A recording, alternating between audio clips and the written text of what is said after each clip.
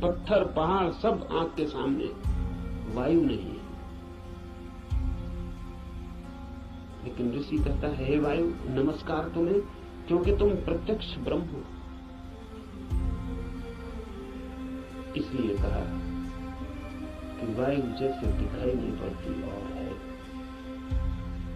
और आंख को दिखाई नहीं पड़ती फिर भी आंख को छू रही है प्रतिपल। ऐसा ही परम सत्य दिखाई नहीं पड़ता, छू रहा है प्रतिपल। वायु दिखाई नहीं पड़ती क्योंकि हमारे पास देखने वाली आंख नहीं है। वायु तो यहां है, वायु के बिना तो हम भी नहीं हो सकते। वही तो हमारी श्वास में हमें संभाले, उसका ही आवागमन तो हमारा सारा जीवन है, जो इतने निकट है। श्वास है जो हमारी, वो भी दिखाई नहीं पड़ती क्योंकि हमारे पास आंखें बड़ी स्थूल है। तो हम जो बहुत मोटा मोटा है, स्थूल स्थूल है, वो देख लेते हैं। जो सूक्ष्म है वो हमें दिखाई नहीं पड़ता।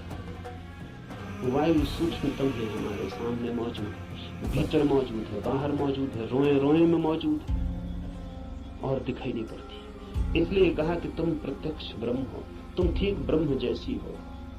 वो भी यहाँ मौजूद है और दिखाई नहीं पड़ता, और रोए रोए में वही समाया है, रोआ रोआ वही है, और फिर भी उसका कोई पता नहीं चलता है।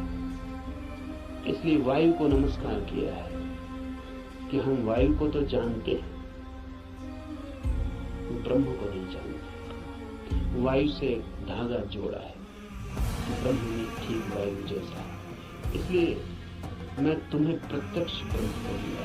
इसलिए कहता है वायु को सत्य और ऋत के नाम से भी कहूंगा, क्योंकि तुम ठीक उस जैसी हो जो है और जिसका हमें पता नहीं, जो हम स्वयं हैं और जिसका हमें पता नहीं, जो अभी और यहाँ सदा से मौजूद है और हमें उसका पता नहीं। लेकिन ये खोज पूरी हो सके अगर सत्य का रक्षा करें।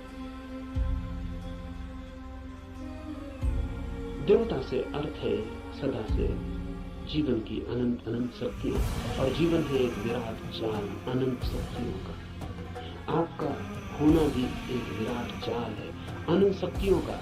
मिलता है आप में सूर्य, मिलता है वरुण, मिलता है इंद्र, मिलती है वायु, मिलती है अग्नि, मिलती है पृथ्वी, सब कुछ मिलता है आकाश, सब आप में मिलते हैं।